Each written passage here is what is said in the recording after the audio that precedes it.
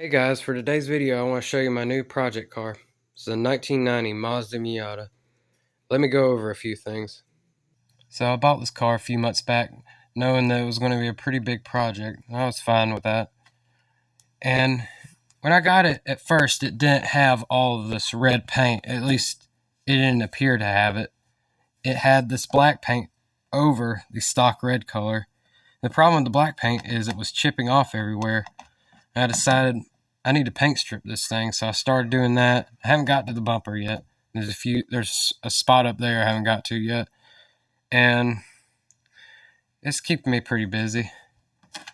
Had to do some work on the muffler too. It was burning the bumper here, so I fixed that up. Here, let me show you a picture of what it looked like with the black paint. So as you can see, there is no soft top right now. This because it had a lot of holes. It also made it easier to work on the fuel tank without that on. So I had to clean out the fuel tank a little bit. It was a little dirty in there. It had dirt in the bottom. And I also rebuilt the fuel pump. It was pretty old. And I replaced all the hoses in here. I had to replace this because I accidentally broke it doing some work here. So I have a metal one now. Had to replace this fuel filter because it was rusty inside of here. I think you can see it. Yeah.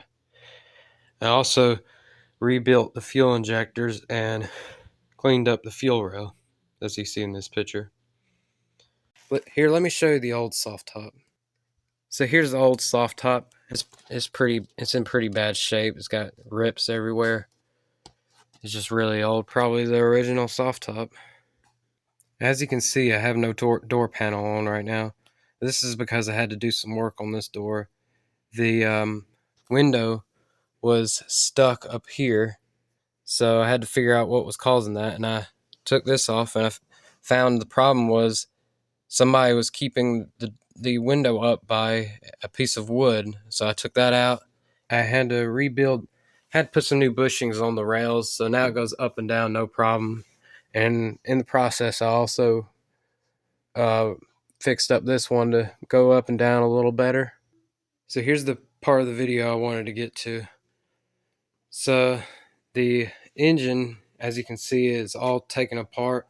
At least I took the head off.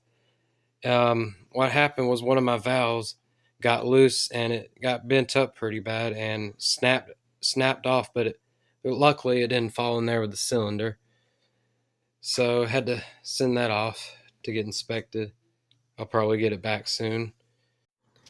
The belt was also making a very awful squealing sound, so I'll have plenty of time to fix that. So here's everything I've taken off of the engine so far. We got the intake manifold, the alternator, the valve cover, exhaust manifold, just all kinds of stuff. I'm going to put this back on when I'm done. Hopefully the engine will run like new. So the 1990 Miata is not the only one I have. I actually bought this other one just for parts, and it's pretty rough, but I mostly bought it because it had a new engine in case I want to swap someday. Needs a little bit of work, but other than that, it runs pretty good.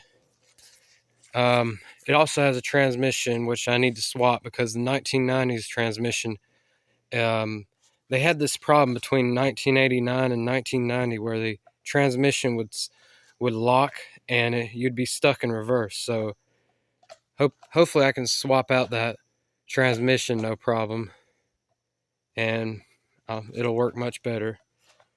As you can see, this Miata is pretty rough. It's only really good for parts. It's been through some stuff.